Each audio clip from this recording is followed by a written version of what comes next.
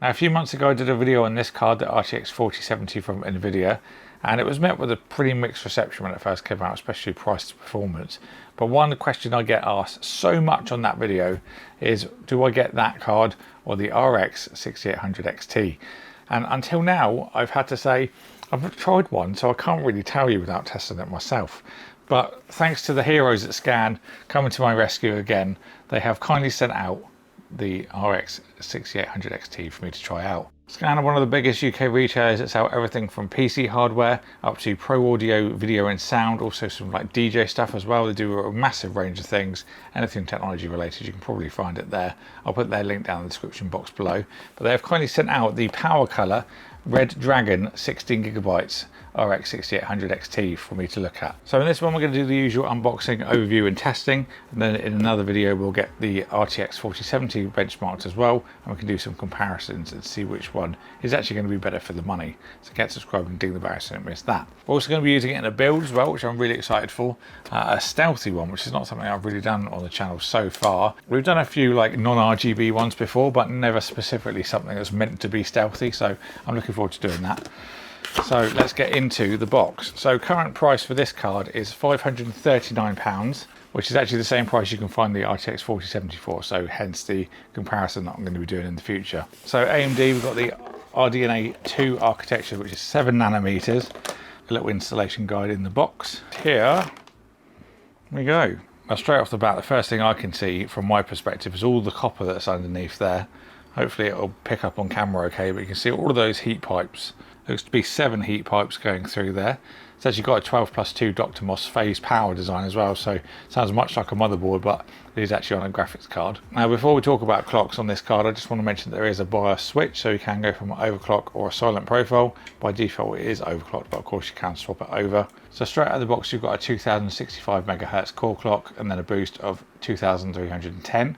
And the silent mode gives you a core clock of 2015 and a boost of 2250. Also 4,608 streams if you're wondering. So just going to go to the front to talk about the fans. So we've got two 100mm fans and then 190 in the middle. This card's also got a 0 RPM mode as well, so when the temperature is less than 60 degrees the fans won't spin at all. You did see it briefly earlier, but we've got a big old back plate on there. It is actually catching my fingerprints quite easily, but of course you can just wipe it off. But it is a nice brushed metal. You have the little red dragon detailing on there as well. Also an LED that will light up at the front here. This is illuminated in red, but we do have a switch to turn that off, so you don't have to go into software or anything. You can just literally do it right there on the board, so really nice little touch. Just above the LED you do have the two PCI 8 pins for power. PowerColor recommended 750 watt power supply for this card as well. For anyone that's wondering about the length of this card, 310mm long by 120mm high, and then 2.5 slots or 50mm thick. Then if we go to the end of the card for our connections, we've got an HDMI, this is HDMI 2.1. And then we've got 3 DisplayPort 1.4, and go by those ports you can support up to 4 monitors with this card, or a maximum resolution of 7680 by 4320 or 8K. Just a couple of real close-up shots for anyone that's wanting to see the internals, because it's really nicely visible on this card. You can easily see through.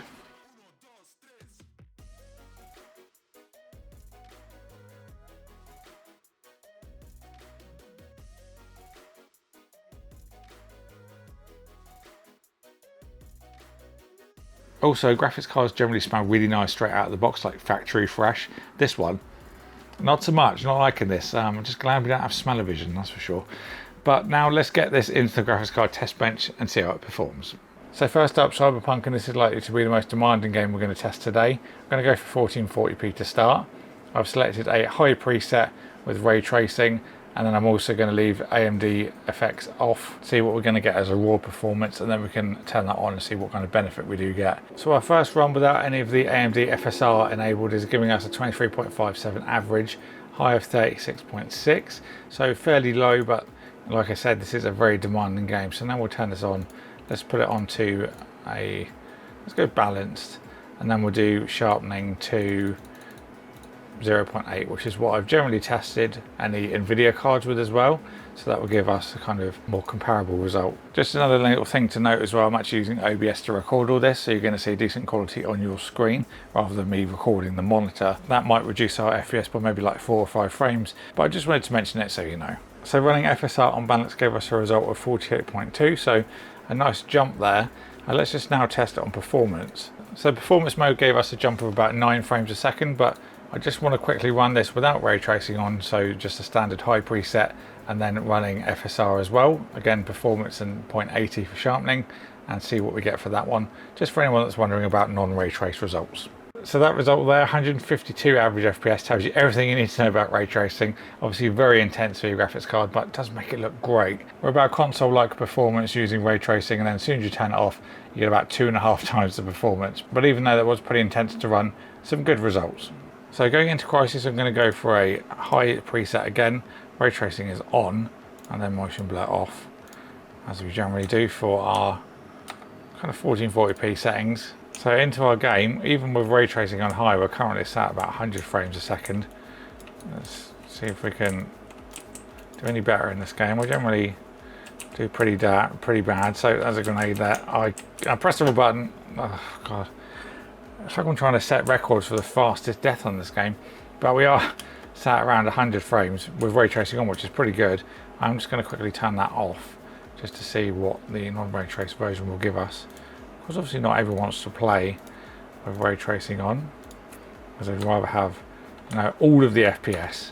So let's see what benefit we get with that. So we're up to about 140 now, so perfect.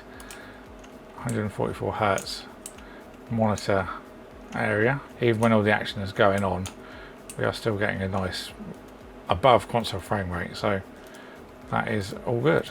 So on to Dirt 5, we're going to use the high preset again, and then we're going to use the built-in benchmark so we get nice consistent results. Again, 1440p for this one, so let's see how we do.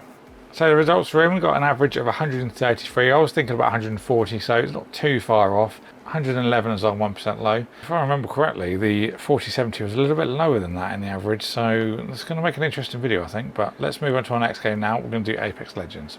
The settings for Apex Legends are everything high minus the texture streaming budget and also the filter.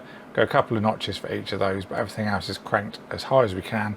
Again, 1440p. So let's now jump into my little kind of preset run that I do. So I'm going to go down and grab a gun on the left, then we're going to get close to the dummy that's right in the center of the screen now. Shoot him till he explodes, but stand very close so we get some decent textures and right in our face to really drop the FPS. Okay, around 200 frames though, the whole of that, even when I was shooting him. We only got a slight dip down to about 180. 187 there, 165, okay, a little bit lower, but certainly sitting around, you know, 180 is an average. Even the 1% lows at 145, so you're certainly in the 144 Hz monitor territory. So I'm going to go on to Valorant now, and then we'll do Far Cry 5 as our last test. For Valorant, everything is turned up pretty much to the max. We've got anti-aliasing on MSAA 4 times. But this isn't an overly demanding game, although I thought I'd throw it in just in case anyone is wondering about it. So let's just see how we get on. I haven't played this for a while, so I'm a little bit rusty, but we're sitting around 530 frames. We've got 1% low there of 380, but that's obviously multiple times over what we'd be looking for, so we're kind of anything over 144 hertz, so we're, you know, absolutely destroying that target. So yeah, not a problem here, but like I thought, I didn't expect it to be challenging at all for the graphics card. Obviously these kind of like bits like here will give us a higher frame rate. 660, there you go, exactly what I mentioned, 300 at least, so really nothing to worry about for this one. So our last game is Far Cry 5, and we run a high preset for this one, and then we've got TAA for the anti-aliasing, and we will run the benchmark for this one as well, so again we can keep it nice and consistent. 1440p high gave us an average of 119 frames. It's sitting where I expected it to be in 1440p, but I also have run this in 4K, which we'll talk about now in the conclusion. I'm feeling like a doctor with my clipboard, but I've got quite a bit to tell you about, so just bear with me. First up, we're going to talk about the temperatures. Good results with this card, obviously testing with the side panel on, but for the video I've taken it off. We had a high of 71 degrees with a humid office at the time of testing. 27.5 was the ambient, so it gives us a delta of 43.5. The hotspot was a little bit higher at 88, but still within the safe limits. Also, people have asked me for an average of this card, which was 56.4 as just the temp, and then the hotspot was 59.5. I did notice some coil whine as well on the card. This is something that I didn't touch on in the 6750 XT video, but I did want to on this one. It's mainly during the startup of the games, and then wasn't really noticeable after that. It was more like the intense, heavy initialization of the games that you could really notice it. But to be fair, I was quite close when I noticed it. Literally stood at the other side of this desk, kind of leaning in. Then I picked up on it. That was with the side panel on, but I think realistically, if you're going to have your PC a couple of feet over to the side when you're gaming, or even on the floor, you're not going to notice it. So I did want to mention it though, just for anyone that was wondering. So LEDs, I did look at the PowerColor software to adjust the settings, but as you'll see in the video that's on the screen, nothing worked. That left me with the option for the lighting of red or off. That might just be a thing just down to the SKU. Higher end models might offer RGB lighting rather than just LED. It is nice to have the switch on there though, so you can just turn it straight off, save you have to download any software. Performance wise, I expected this card to reach around 120 frames on the settings and the games that we were testing. I've gotten to know the games and roughly what kind of FPS I'm going to get from them, but it did exceed that in most of them, which is obviously a bonus. I know some of you were wondering about the performance versus the 4070. A little bit of a hint, it performs better in some than others. It's more down and a little bit more involved than just raw performance, so we've got to talk about DLSS, FSR and things like that as well, the AI technologies that go behind the cards to improve the frames. So it's going to be a bit of a longer one, that one, but I'm looking forward to making that, so get subscribed and ding the bell so you don't miss when that video goes live. I also did run Times By, which is a free download. If you want to download that yourself and compare to my results with this card, you can always compare to what's in your system if you're wondering about an upgrade. I also ran Far Cry 6 in 4K. For anyone that is wondering about 4K results, I'll pop them on the screen now. 4K medium ran fine, which is quite surprising because Far Cry can be intensive at times. But I think personally this card is more suited towards 1440p high, even ultra you can get away with on some games as well. Just absolutely churns it out. The 4K aspect just doesn't really make sense at this price point, because you will have to buy a 4K monitor, and then if you want to go high refresh rate, maybe 120 Hz, maybe 144, you will be turning down your settings, so you're going to lose the graphical quality there in order to reach the higher frame rate, whereas you could just go 1440 and just smash frames out of the park. So 4040p is the kind of strong point of this card. It is rumoured that we'll have a 7800 XT next month. I don't have an idea of any date or anything, but PowerColor have actually just teased a photo on Instagram. That could be the RDNA 3 model with this card, so we obviously have to wait for price to performance, but that might offer 4K high settings for the same price, so time will tell. But if you've got any more questions, then do let me know and I'll answer them down below.